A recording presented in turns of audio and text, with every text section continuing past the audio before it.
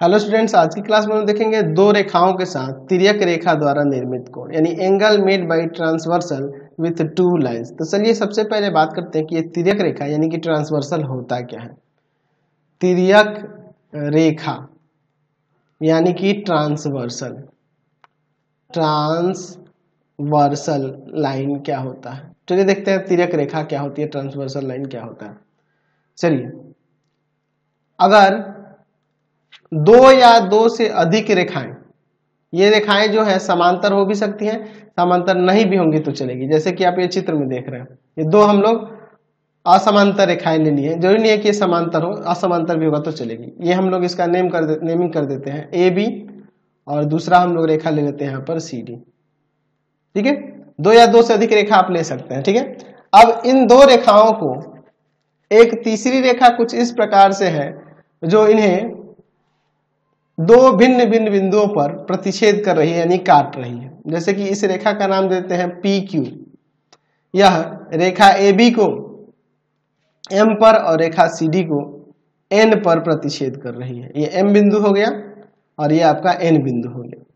ठीक है, तो ये जो रेखा देख रहे हैं ना, जो इन दोनों रेखाओं को प्रतिच्छेद कर रही है, इस रेखा को हम लोग तिर्यक रेखा कहेंगे, यानी कि पी क्यू जो है तिर्यक रेखा होगी। तो इसे हम लोग ऐसे परिभाषित कर सकते हैं कि यदि एक रेखा दो या दो से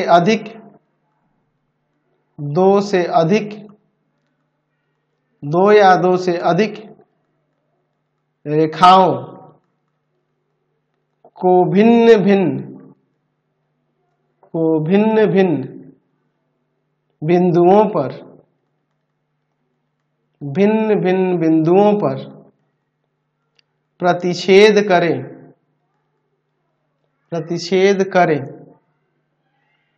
तो उसे उन दी हुई रेखाओं की तिर्यक रेखा कहते हैं। तो यहां देख लीजिए, ये दो दी हुई रेखाओं को, ये तीसरी रेखा जो PQ है दो भिन्न भिन्न बिंदुओं पर काट रही है। तो ये जो PQ हुई ये AB और CD के लिए क्या है, तिर्यक रेखा हुई। तो हम लोग यहाँ पे लिख सकते हैं कि रेखा PQ रेखाओं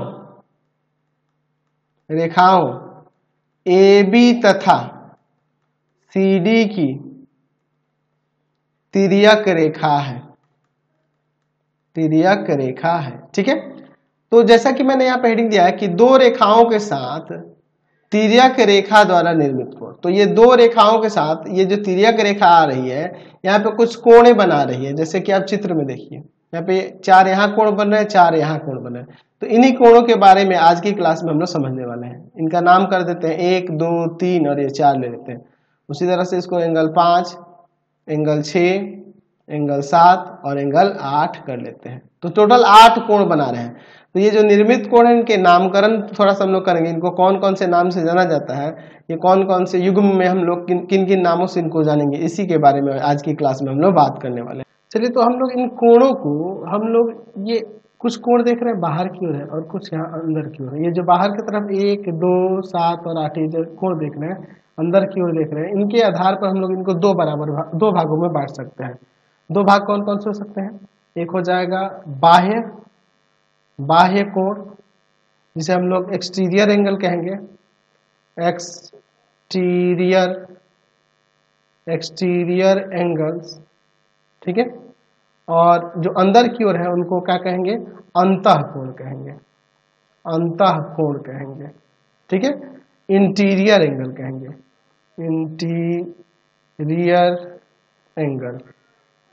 इंटीरियर एंगल्स। ठीक है, तो जो एक्सटीरियर होंगे यानी कि जो बाहर की ओर होंगे उनको एक्सटीरियर कहेंगे। जैसे ये बाहर वाले कोण कौन कौन से हैं, एंगल 1 है, एंगल 2 है, एंगल 7 है और एंगल 8 है। ये बाह्य कोण हो जाएंगे। और अंतःकोण कौन होंगे, जो अंदर वाले कोण हैं, यानी कि एंगल 3 है, एंगल 4 है, एंगल 5 है और एंगल 6 है। तो ये आपके अंतःकोण हो जाएंगे। ठीक है, अब हम लोग बात करते हैं संगत कोण कौन से कहलाएंगे। संगत कोण यानी कि कॉरस्पॉन्डिंग एंगल, कॉरस्पॉन्डिंग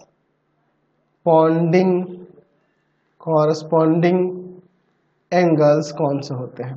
देखिए कॉरस्पॉन्डिंग एंगल, देखिए हम लोग ये जो बाह्य कोण और अंतःकोण देख रहे हैं, तो अगर हम लोग इस तिर्यक रेखा के एक ही तरफ, तिर्यक रेखा के एक ही तरफ के एक बाह्य कोण और एक अंतःकोण को ले लेंगे तो वो आपके संगत कोण के युग्म कहलाएंगे, वो संगत कोण के युग्म कहलाएंगे। कौन कौन से, जैसे हम लोग बात करते हैं एंगल 1 और एंगल 5, देख लीजिए एक बाहर का है और एक अंदर का है, एक बाह्य कोण है एक अंतःकोण है, एक रेखा के एक ही तरफ के एक बाह्य कोण और एक अंतःकोण को लीजिए तो संगत कोण हो जाएंगे।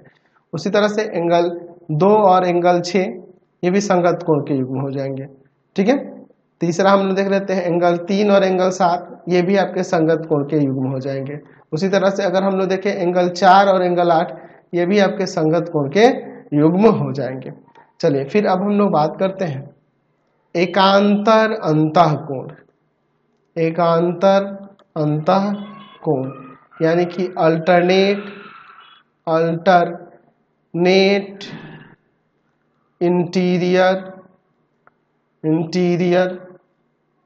इंटीरियर एंगल्स क्या होंगे। अल्टरनेट इंटीरियर एंगल्स यानी कि एकांतर अंतःकोण, देखिए नाम से ही पता चला अंतःकोण यानी कि अंदर वाले कोणों की बात हो रही है, और एकांतर अंतःकोण यानी कि एक इधर वाला तो दूसरा इधर वाला, एक इधर वाला तो इधर वाला, यानी कि हो जाएगा, इसमें लिख सकते हैं एंगल 3 और एंगल 5 हो जाएगा, और दूसरा हो जाएगा एंगल 4 और एंगल 6। ठीक है, ये आपके एकांतर अंतःकोण होंगे। चलिए अगला देखते हैं क्रमागत अंतःकोण, क्रमागत अंतःकोण। ठीक है, क्रमागत अंतःकोण कहिए, क्रमागत अंतःकोण को क्या कहेंगे, consecutive interior angle, consecutive interior angles. ठीक है, कॉन्जिक्यूटिव इंटीरियर एंगल कहिए, एक और नाम से इसे जान सकते हैं हम लोग, इसे सह अंतःकोण भी कह सकते हैं, सह अंतःकोण भी कह सकते हैं, सह अंतःकोण यानी कि को इंटीरियर एंगल, को इंटीरियर एंगल्स। ठीक है, को इंटीरियर एंगल्स कहिए, यानी ऐसे कह सकते हैं कि इसे तिर्यक रेखा की एक ही ओर के अंतःकोण, ये जो तिर्यक रेखा हुई उसके एक ही ओर के अंतःकोण को हम लोग क्रमागत अंतःकोण और सह अंतःकोण कहते हैं। ठीक है, तो हम लोग इस पे लिख सकते हैं, इसको परिभाषित करने के लिए कि तिर्यक रेखा के एक ही ओर के अंतःकोण जो होंगे वह आपके क्या कहलाते हैं, क्रमागत अंतःकोण होते हैं। तो ये आपके कौन कौन से कोण हो जाएंगे यहाँ पर, क्रमागत अंतःकोण कौन से होंगे, जैसे एंगल यहाँ पे हम लोग देख रहे हैं कि एंगल 3 और एंगल 6 हो जाएगा, और दूसरा हम लोग यहाँ पर लिख सकते हैं एंगल 4 और एंगल 5। देख रहे हैं ना, ये आपके एक ही ओर के अंतःकोण है ना, क्रमागत अंतःकोण हो रहे हैं। चलिए तो अब हम लोग, जैसे कि हम लोग अभी जो कोण देखे थे निर्मित कोण, जैसे संगत कोण देखे हैं, तो संगत कोण से संबंधित एक अभिगृहित है उसके बारे में थोड़ा समझ ले। तो चलिए मैं यहाँ पे हेडिंग दे रहा हूँ, संगत कोण अभिगृहित। अभिगृहित का मतलब आप समझ ही रहे, ये ऐसे कथन होते हैं जो पूरी तरह से सत्य होते हैं, साबित करने की जरूरत नहीं होती है। यानी कॉरस्पॉन्डिंग एंगल्स एक्जियूम क्या है, चलिए इसको पहले लिख लेते हैं फिर हम लोग इसको समझते हैं। यदि कोई तिर्यक रेखा दो समांतर रेखाओं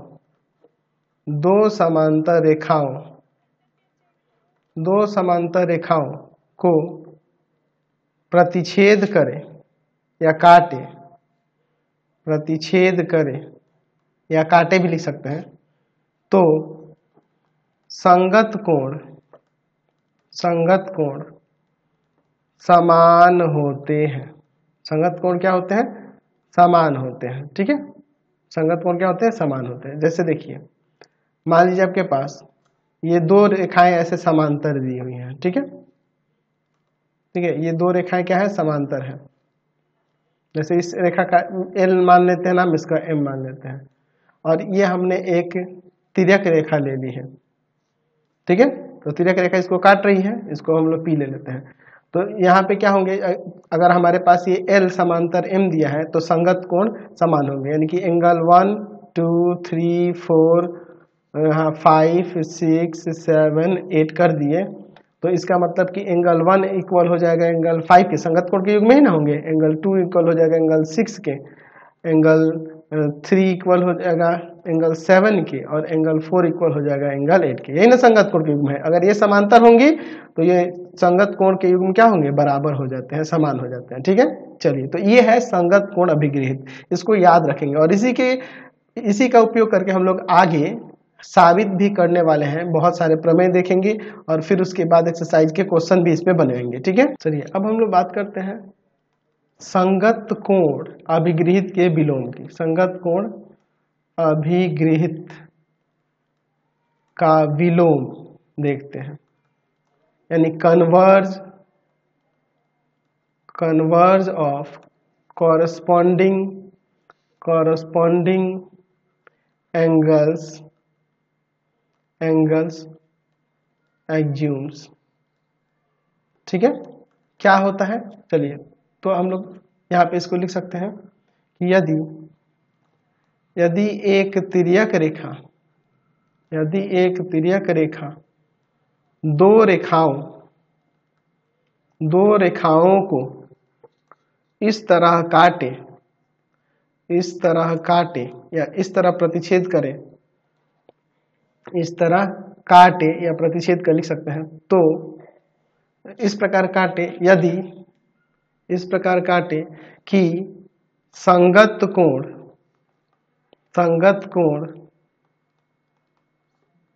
समान हो, तो दोनों रेखाएं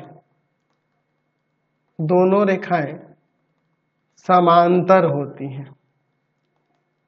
दोनों रेखाएं समांतर होती है, यानी कि कहने का मतलब यह है कि अगर दो रेखाएं इस प्रकार से हो, जिसको एक तिर्यक रेखा यहाँ काट रही हो, ठीक है, मान लीजिए इस पे एक तिर्यक रेखा कुछ इस प्रकार से काट रही है, तो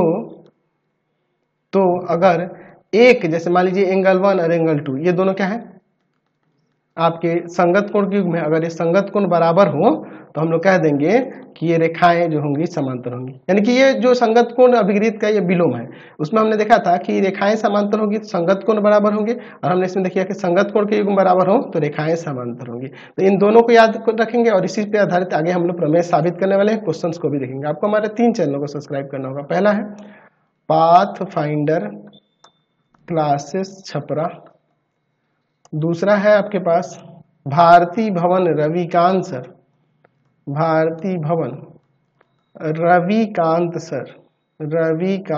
और तीसरा चैनल है रविकांत